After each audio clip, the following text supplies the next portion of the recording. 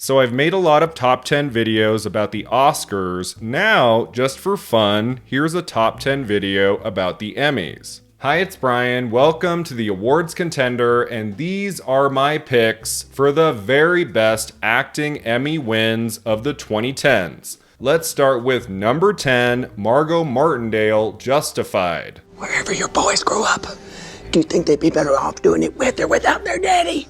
So I completely adore this actress. I have always loved Margot Martindale going back decades, and even though she's in a lot of great movies, like she acts alongside Meryl Streep a lot, if you notice, throughout the years, she's such a memorable character actor. She's so good at comedy and drama, and for a long time, she didn't really get her flowers when it came to award season. Finally, she got one of her best parts in Justified, playing that scary, intimidating figure that just completely took over that show for a while. I don't know about you, but it was such a thrill for me to see Margot Martindale play a character that evil, that sinister. She did such a marvelous job, and then she won the Emmy. I was so excited for her that night. Well overdue for one of our great actors in the business. Sometimes things just take time. Number 9, Aaron Paul, Breaking Bad. You don't have to do this. So, spoiler alert, you might hear the title Breaking Bad again later in this video. But yeah, Aaron Paul in that series, just fantastic. He had such an unusual quality about him, such ferocity in his performance. He was so much fun to watch, and I especially loved his chemistry with Bryan Cranston. Like, following those two characters over many years was a thrill. Where his character ends up in that series finale, I will never forget. And I will never forget this incredible Aaron Paul performance as Jesse in Breaking Bad. It has changed my life, and I'm standing up here because of one man, and that is Vince Gilligan. Number 8, Merritt Wever, Nurse Jackie. Congratulations. You're All Saints Nurse of the Month. We have a Nurse of the Month? We do now. I was so taken with this show when it was on the air between 2009 and 2015.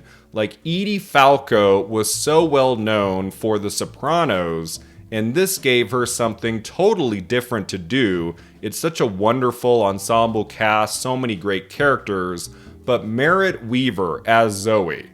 I mean, talk about memorable. She was so funny and charming and real. Any scene with Merritt Wever, I was like sitting upright. I was hanging on her every word. And when she won the Emmy in supporting actress, that was so awesome. I was so happy for her. And then she gave one of the most iconic Emmy speeches of all time. I gotta go. Bye. Number 7, Bill Hader, Barry. We are not saying the same thing! We are not saying the same thing! If I don't do this, I don't live! I have to do this to live! I loved Barry so much. It was such a unique and compelling premise brought to life with wonderful writing and directing and acting.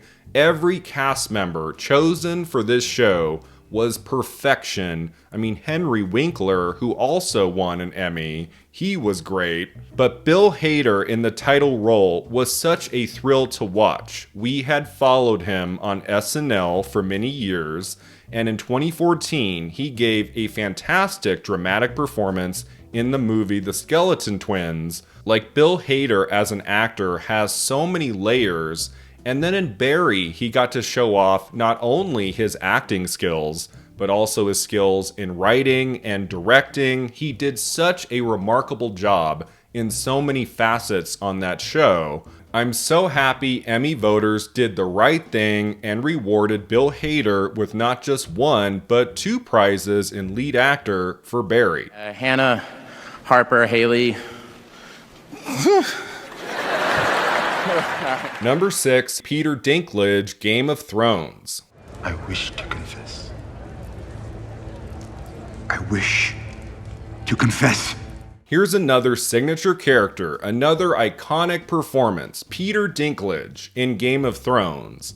Like, he didn't have to wait too long for his first Emmy win, for his marvelous performance in this series. He won at the end, but he also won at the beginning. In a giant ensemble cast, like one of the biggest casts ever assembled for a drama series, he was always one of the standouts. That was such a brilliant, nuanced, deeply felt performance from Dinklage. I'm so happy the Emmy voters chose to reward time and time again all throughout the 2010s. Really? 45, 44, 43. Thank you, Dave and Dan, for changing my life. I cannot walk down the street anymore. Number 5, Viola Davis, How to Get Away with Murder. Now you're hemorrhaging clients, so you scurried over from London to beg me to take the job so you can stop the blood flow. You're wrong. That never happens. This was another very fun show to watch. I mean, I enjoyed all of How to Get Away with Murder, but that first season, like those first few episodes, are bonkers, dynamite, so exciting, so well acted, and surprising. The amazing Viola Davis was coming off of 2 Oscar nominations for Doubt and The Help, and then she gets that juicy role of Annalise, the lead character in an ABC series, How to Get Away with Murder. And as a big Viola Davis fan, it was such a thrill to get so much content with this amazing actress week to week. She got to show everything she's made of in that series. She got to play every note, like big moments, quiet moments, what that character could do with a look, with a gesture, what she could do with crying scenes, what she could do with long monologues. Like, this role was perfectly suited for Viola Davis. And it is so awesome. Viola Davis became the first African-American woman to ever win the Emmy for Best Lead Actress in a Drama Series. What a performance and what a great speech. The only thing that separates women of color from anyone else is opportunity. You cannot win an Emmy for roles that are simply not there.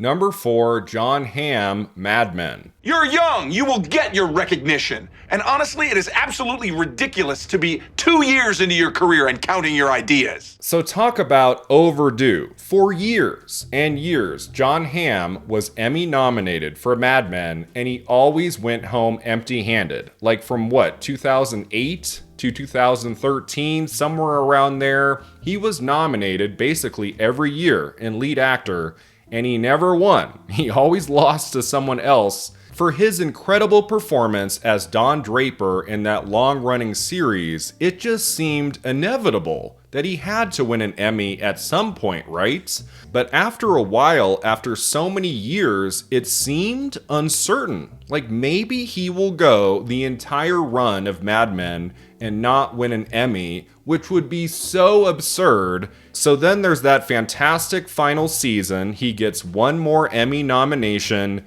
and then Jon Hamm finally wins the Emmy for Best Lead Actor in a Drama Series. Better late than never, I guess. You can see the joy on his fellow cast members, like other people he worked with on Mad Men. I do think Don Draper is one of the signature characters in television storytelling of the 21st century. Jon Hamm was perfectly suited for that role and gave it his all for many, many years and seasons. That would have been the number 1 acting Emmy snub of the 2010s if Jon Hamm had never won an Emmy for Mad Men. So thank God he finally got his trophy right there at the end. It's impossible to have done this show with this incredible cast, with these incredible people, these incredible writers, our incredible crew.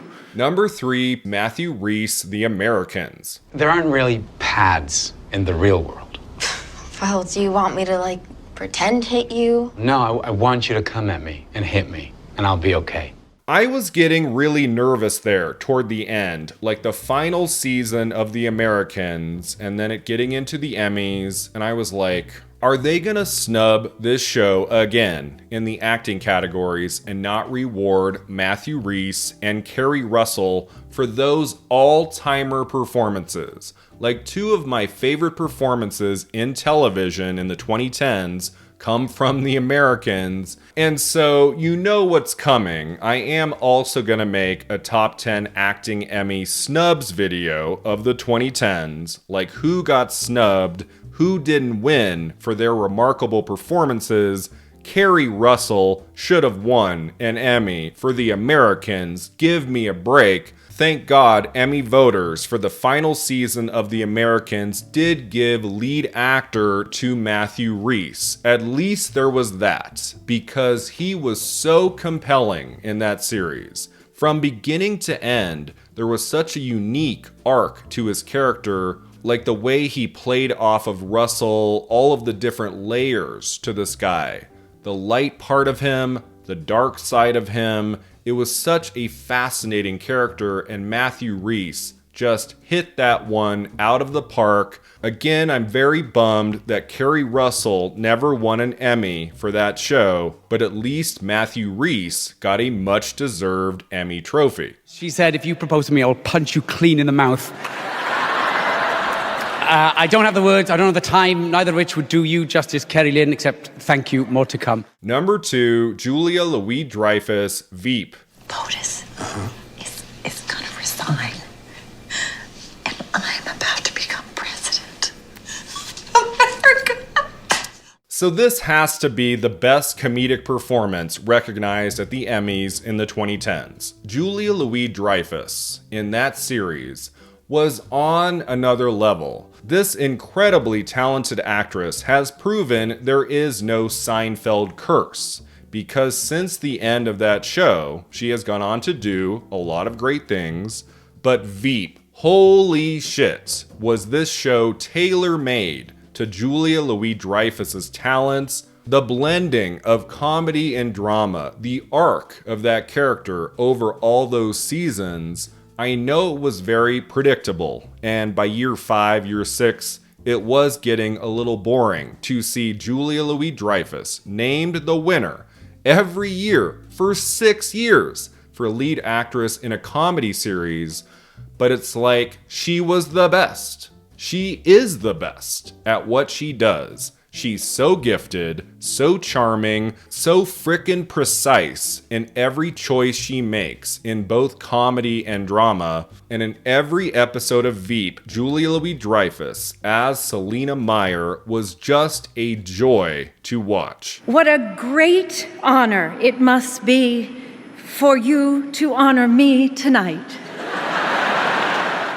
Alright, before I get to my number 1 choice, a few runners-up. Ann Dowd, The Handmaid's Tale. I mean, talk about a chilling performance. Like, wow, what she does with that character is so well done. Evil personified. I have always loved Ann Dowd, and her performance in The Handmaid's Tale is really, really great stuff. Jane Lynch, Glee. I do think that show kind of went off the rails in season 5 and season 6, to be sure, but season 1, oh my god, season 1 was such a thrill to watch. I adored every minute of those early episodes, and Jane Lynch as Sue Sylvester was instantly iconic.